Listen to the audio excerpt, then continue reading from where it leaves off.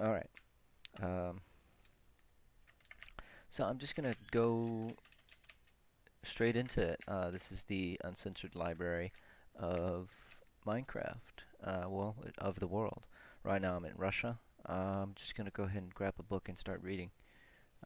This, as far as like background onto this whole library deal, there's several countries.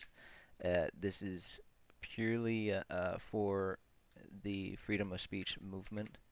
Uh, if you believe in the if you believe that all journalism, all information should be free and uncensored, free from totalitarian rule, then I think this place you ought to visit it.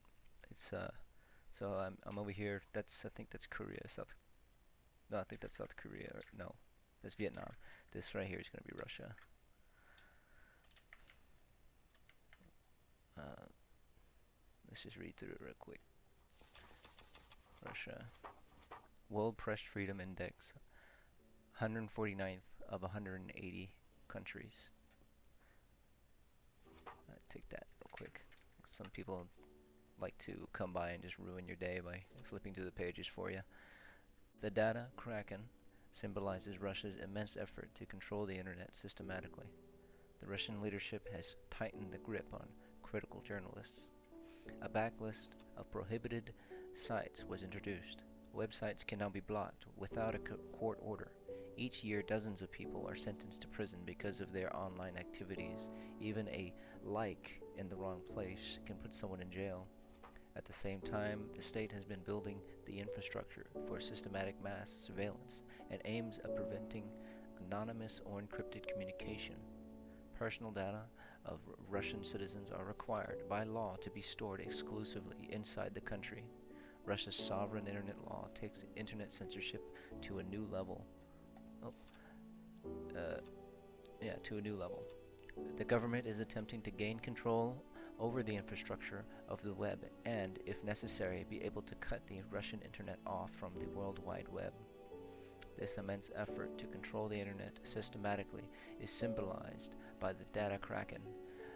I'm going to pronounce this as best as I can. Uh, Yulia Berezovskaya. Yulia Berezovskaya is editor-in-chief of Granny.ru, one of Russia's many blocked websites. Granny.ru is a popular news source for protest activities, politically motivated trials, and civil society activism.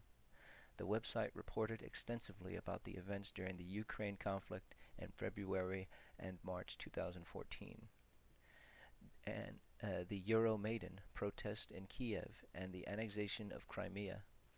On March 13th, 2014, Granny.ru was blocked by the Russian government. It was one of the first internet mediums that got banned under the so-called Lugovoy law that allows the Prosecutor General's office and the Communications Regulatory Agency to block any content they regard as extremist without referring to a judge. Read articles from Granny.ru in the middle of this room.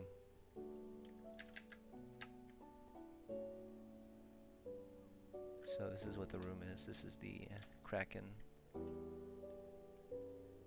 and the binary down below. I'm not sure if the binary says anything, but I think I'll try to decode it. Unless it's not meant to be decoded. It's just random binary. Alright. So I was reading this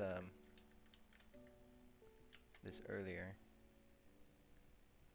Yeah, this one right here. I'm gonna take this one. Russian book number 1.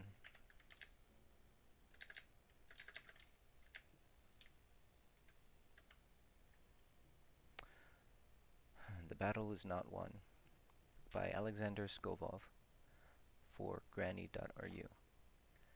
On the turn of the 1980s and the 1990s, hundreds of millions of people from the so-called socialist Commonwealth were freed from totalitarian ideological censorship in just a few years. At the same time, On the other side of the planet, the bloody war dictatorships of Latin America were disappearing one by one, but the dire system failure in continental China, where the democratic movement was violently defeated.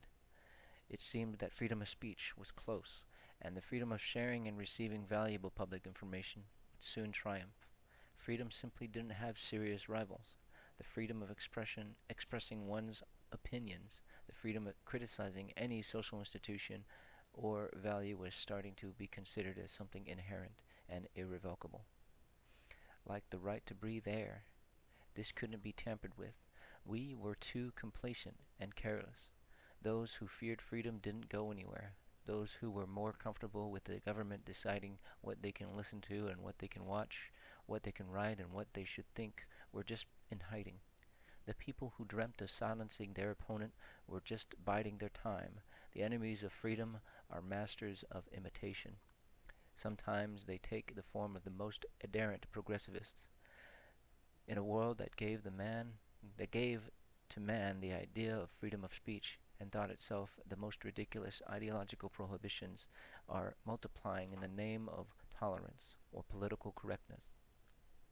In the name of combating hate, people are seduced by the illusion of making our society kinder by banning hateful speech. But tolerance towards other people's views begins at the beginning. No, it begins with being tolerant to those who can't accept a different point of view. Most post-Soviet republics descend to hybrid authoritarianism of different degrees of violence, political repressions, and government control of information. In Russia, scruple bearers are determined to end the disarray of the 90s. They are dragging us into a totalitarian past with an imposed uniform pattern of thinking, a sacralized government and taboo historical myths. For now, they don't dare to impose an altogether ban on expressing any opinion differing from the official one, as have done past totalitarian regimes. But through Putin's rule, a large legislative base was built, allowing the government to ban any form of free speech at their liking, wherever and whenever they find it necessary. The repressive and prohibitive laws that were put into place in Russia in the last few years are not applied massively and to their full extent, but more selectively and more demonstratively. But it seems to be enough for most public figures and media to keep quiet and self-censor, and for free speech to be pushed into a marginalized ghetto. The so-called big media, TV in particular, find themselves completely dependent on the government and transformed into a weapon of unbridled, aggressive, and deceiving propaganda based on an fuck's sake, based on unapologetic lies. New censors turned out to be quite inventive in creating various partial barriers on the way to spreading information outside of the government channels. Each of these barriers seems unimportant, uncritical, and bypassable, but together they form the net that Lilliputans used to trap Gulliver. The last innovation of the Russian government in that field is the ban on copying materials from media that aren't officially registered on Russian territory. The violation of this law is punished with strict fines. The blind hopes that new information technology, especially the internet, will make government control over spreading information impossible, turned out to be ill-advised. Every form of technology is a double-edged sword. It could be used for bypassing government control just as much as it could be used for reinforcing it. The never-ending race of the sword and the shield, the missile and the armor, has been reignited. In fact, an old Cold War time duel between Western radio stations broadcasting in Russian and Soviet jamming facilities resumed. On one hand, there are internet blocking technologies. On the other, there are technologies for bypassing blockage. Totalitarian China shows how we can use modern technology for reinforcing and all-consuming control over people.